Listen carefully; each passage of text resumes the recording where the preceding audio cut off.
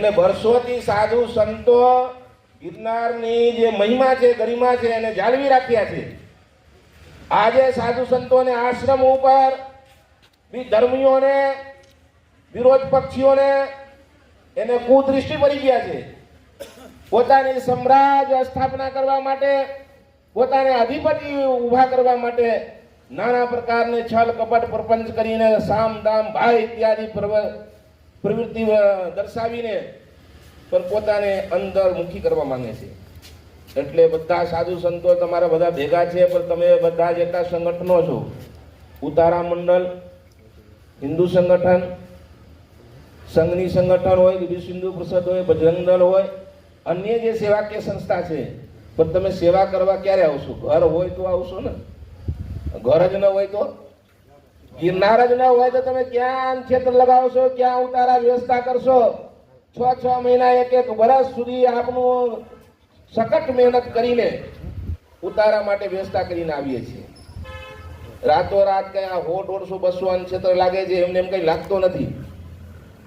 એક દાણા ભેગા કરીને, એક નાના કાના ભેગા કરીને એવા સરસ મજાના ઉતારાની વ્યવસ્થા કરીએ છીએ.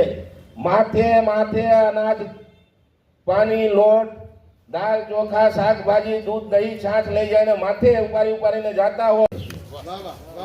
દંડત પ્રણામ કેને કરવા આવશું? ગિરનાર હોય તો અમે કોઈ પણ સંપ્રદાય કે કોઈ પણ જાતિવાદથી કે કોઈ પણ મતાંતર મૂકીને પણ આવતા હોઈએ ને. દર વર્ષે આશરે 20 થી 25 લાખથી પણ વધારે જન માણસો આવતા હોય. એમાં 18 વર્ણ હોય, અનેક સંપ્રદાયને સંતો હોય, આખા ભારતમાંથી પધારતા હોય. और આપણું એમ કહીએ છીએ કે ચારો યુગને ઋષિ મહર્ષિઓ ત્યાં ગિરનારમાં નિવાસ કરે છે.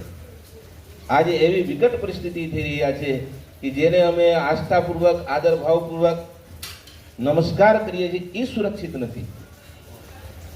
ગિરનાર સુરક્ષિત ન હોય તો ભવનાથ તો સુરક્ષિત એમને એમ પણ ન હોય.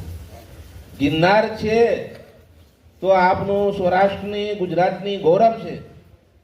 ગિરનારથી આખો સૌરાષ્ટ્ર ગુજરાતની ગૌરવ છે.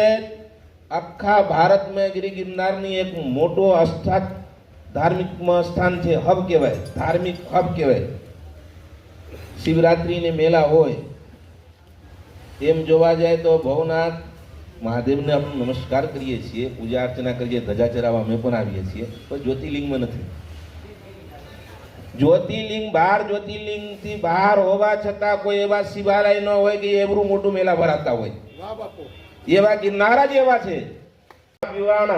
એવા સરસ મજાને આપણું સંગઠન કાર્ય કરતા હોય, આપણું સંતો કાર્ય કરતા હોય, આપણું ઉતારા વ્યવસ્થા વાળા કાર્ય કરતા હોય, અંક્ષેત્ર મંડળ કામ કરતા હોય, એવા સમય પણ આપણું ગિરનાર માટે કુદૃષ્ટિ કોઈ કરે. વિચાર કરો, જ્યાં 25-30 લાખ માણસો 2-3 દિવસમાં પરિક્રમા કરતા હોય, ત્યાં મૂર્તિને ખંડિત કરી દેવામાં આવતા હોય તો નાના મોટા ગામમાં શું થાય? આખા ગુજરાતને જે ગિરનાર ઉપર દૃષ્ટિ હોય, ધાર્મિક દૃષ્ટિએ ગિરનાર માટે બધાને આસ્થા હોય, ત્યાં ગુરુ ગોરખનાથ એવડું મોટું આખા બ્રહ્માંડમાં જગ્યા મૂકીને આવીને તપસ્યા કર્યા. કેના માટે તપસ્યા કર્યા? એ તો ભગવાન સદાશિવ પોતે હતા. પણ આપણું ક્ષેત્રવાસી, આપણું નગરજનો બધા સુખી સંપન્ન રહે, સનાતન ધર્મ બધા સુખી રહે, એ ભાવના સાથે ત્યાં તપસ્યા કરીને એના અખંડ ધૂનો હોય. ગોરખનાથને મઢીમાં ઓછામાં ઓછા જગ્યા છે. મને જ્યાં સુધી લાગે છે અંબાજી કરતા, દત્ત ભગવાન કરતા પણ ઓછા જગ્યા છે.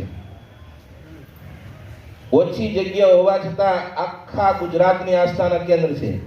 મહારાષ્ટ્રમાંથી આવેલા હોય, એમપીમાંથી આવેલા હોય, રાજસ્થાનથી આવેલા હોય, ગમે ત્યાંથી આવેલા હોય, અંબાજી જાય એટલે ગોરખનાથજીને જઈને ભભૂતિને ચાંદલા કરે.